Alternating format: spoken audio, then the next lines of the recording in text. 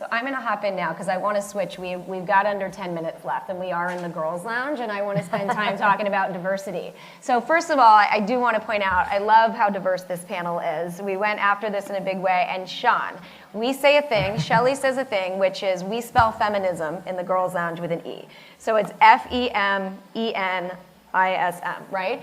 And so what we say in the girls' lounge is if we could have done it alone, we would be there by now. And we're not. And there's a long way to go. So this is about men and women working together for diversity and equality. And, you know, and so having you here is amazing, and you were so like gung-ho to come and learn about the girls' lounge, and you brought your friends. Hi guys! Yay! We've got men here. A different panel today. So I want to start out with really talking about this diversity in tech issue, and we've been talking about it for 3 or 4 years. And again, I'm going to quote Shelly a lot on this one, but it's like, are we walking the talk yet? Or are we still talking the talk? And I personally am super encouraged. In the last 12 months, which I don't see in the numbers yet, whether it's backstage or precursor or cross-culture or the women I know that have gone out to try to start their own funds, or the top VCs that I know that have almost all in the last like 18 months gone out and added some diversity. We certainly have a long way to go, but I actually see action. And I'm just wondering, you know, if you feel the same way. Certainly maybe some folks don't, and then we'll have an interesting conversation here. But let's talk about what we think is happening in the Valley, and do we think that people are actually starting to walk the talk, and are we seeing change? I'll take it. Come on, you take it. Christine's going to bite. Let's get into this. I'll bite at your provocative question. So yes, people are at a minimum paying lip service. So lip service has started, better than nothing. The thing that will take time, though, I think this is the challenge, right? So venture capital is a very long-term, patient industry. And so if you have a fund, it's a 10-year cycle before you have any idea if it was, you know, really a success. If you're very lucky, you might have a hit early on, but typically average investment is 7 years, maybe 8 years. It's a 10-year life cycle on the fund. You'll raise a second fund before you know. In fact, you'll only have the failures out, really, by the time you do a second fund in year 3 or 4. So it doesn't work well for quick change. So the people making these changes need to be very patient. And that's hard. I can tell you, so my first year in venture capital was 1992, and yes, you have now dated me correctly. So 1992, and you know how many partners were women in 1992? About 4%. How many women are partners now? About 4%. So, you know, culturally, I think behaviors have changed. I'm no longer expected to wear a skirt or looked down upon for not wearing pantyhose. Yes, I've dated myself again. So these things have changed. I think there's, and there are pockets where you do have, you know, sort of more quality in an investment group. There are certainly more awareness of performance and things around diversity, and specifically diversity and inclusion. I think to the point of, thank you, Sean, for being here. Because it doesn't, well, it's also not the same, right? We changed our diversity fund, which started about 1.5 years ago, 2 years ago, from being, here's going to be this box we draw around investing in women and underrepresented minorities, to saying, well, if we're really about diversity and inclusion, sort of these long-term changes, that needs to go across all of our investing, because we invest $400 million a year, you know, not 25 a year. So how do we make that go across all of our investment sectors so that everyone is focused on their pipeline? And so Intel has changed to the Rooney Rule for hiring all job positions, where you cannot hire a candidate if you have not had a couple of diverse candidates as part of your process, right? You know, we've looked at other underrepresented groups. And so I think it used to be very focused on women and underrepresented minorities. So I see it expanding, which is fantastic, to look more like the face of what America generally does look like. But then I see people thinking about inclusion, and again, it takes a long time. So the numbers I would like to have moved past, maybe 5% would be great. Let's get maybe double digits, 10%. You know, we'll see. I think from, like, you know, I think Google like has come out and publicly stated how many women are, what are the percentages, and I think that was great. I mean, look, it's not perfect.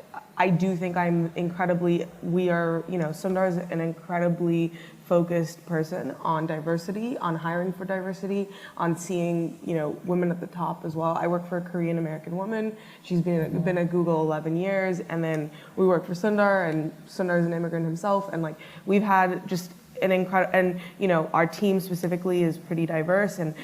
But yeah, is it perfect? No. And like, yes, there are product managers are mostly men, and engineers are still mostly men. But our VP of people, as we call it, is Eileen Naughton, and she just got promoted into that role. And her primary focus this year is that, even she came out last year and said, even if we hired all women last year of all the new hires we did, our percentages wouldn't have moved the needle that much. Right. However, we need to keep focusing on that, because at the end of the day, I mean, for us right now, the focus is like women. The focus is on, we have programs where it's like we're going after minority populations and saying, hey, we want to hire you as our associate product manager role. Let's try and expand that as much as we can. But I love that I work for Sundar, and he's an incredible leader who is very focused on diversity and making sure we are part of the change. Yeah. I mean, again, do that math, right? So if the average investment's 7 years, and we're still trying to get more money into diverse teams, add 7 years to like, okay, do we have 20% into diverse teams today? Okay, well that means like sometime in the mid 2020s, we might see a bunch of public CEOs that are female, that are gay, that are black, that are Yeah, right. We have two female investing partners at Norwest. We'd love to have more.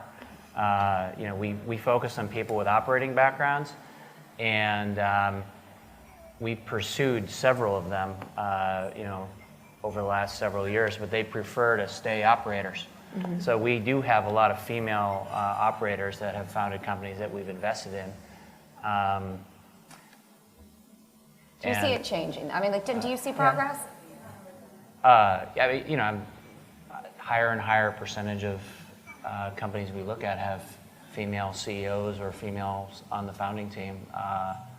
And the most important thing for us is that we have the people that are starting these companies have a perspective on the problem they're solving. And that ends up, if they have conviction around solving a problem that they have experience with, we get really excited about working with them. Yeah. I live in this world, and I have the pleasure of working with 3 African American men as my GPs, and so we think and talk about this so much every single day, and it's really in the fabric of who we are as a firm. And we're not just looking for founders and companies who are going to make billions of dollars. It's really about the impact that you're leaving on society. And we don't come across as an impact fund, or we don't market ourselves that way. It's just really woven into everything that we do. And so I think Robin wanted me to share a little bit about this article I shared. So it's amazing for me to be on this panel with this group, because I've now been in venture for 2 years, and I had 5 years of operating experience on the advertising and media side and entertainment. And so coming into venture capital, real talk, I had a lot of imposter syndrome, but I also knew that I could add a lot of value from an operating experience and hiring and managing people.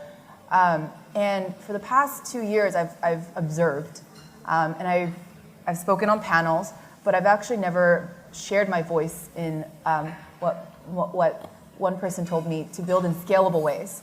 And just for this International Women's Day, I shared my first blog post, and it was about being the only woman in the room and how we can change that by 2186, which is what the World Economic Forum says is when we're going to achieve global equality in gender gap. 2186, like Elon Musk is going to get us to Mars Before we have. yeah, it's wild. It's wild. And so we sit in rooms every single day where we're the only person in the boardroom, we're the only person at the dinner table, we're the only person in a hiring meeting, and there might be 1 or 2 other women in the room, 1 or 2 African American people, 1 or 2 LGBT people, but like how can we really change that? And so culminating on kind of 2 years in venture capital and 10 years in the workforce, I shared my thoughts about actionable insights. And so you can go, Susie Rue is RYOO, because you're going to share it now, and I want everybody to go and read it because it was an amazing article. So go look up Susie, and you can find it on LinkedIn, and it was on Women 2.0, and it's making the rounds. But share some pieces from it because we have to wrap. But everybody go read this article. I'll give you one stat that will make you happy, by the way. Yeah. So at the StartX interviews, which were just this past week, so these are all either student teams or recent grads at Stanford.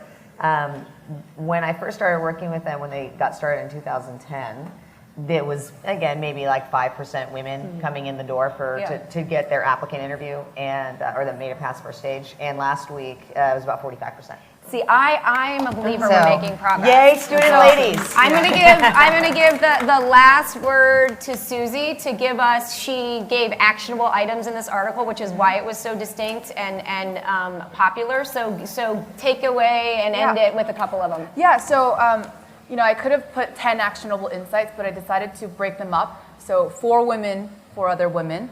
So women, like, bring up your other women. Like, talk to younger women, talk to older women. Like, let's make it cross-generational mentorship. And talk about 5 years ago what you did incorrectly, or a man that approached you in a way that, 5 years later you realize that was not cool. And men, for women, ask women to go for opportunities where they might think that they're not good enough, or that they might not have enough merit, or they might not be perfectly qualified, because men don't think like that. Right. For men and other men, call things out. If somebody wants to go to the strip club and do a business meeting there, that's not cool. Are you going to invite your other female colleagues? Is that acceptable? For women to men, talk openly about this inequality and talk about your personal fears, your concerns, your everyday challenges, about the things that you experience that might not be talked about openly in public. So those are just some of the things we shared. Well, thank you very much. I believe just by this panel, because I've been coming to South by as long as Sean, and we don't need to talk about Christine, Sean, and I's age compared to the other two people up here. But even 5 years ago, you would not have this panel. You would not have a young Korean amazing woman and your white. We'd have 10 Seans, and we love Sean, and he's unique. But this panel is representative of the way that we're moving in venture and in the tech world, and hopefully in each industry. So thanks for joining me in the conversation. Thank you. Thanks for having me.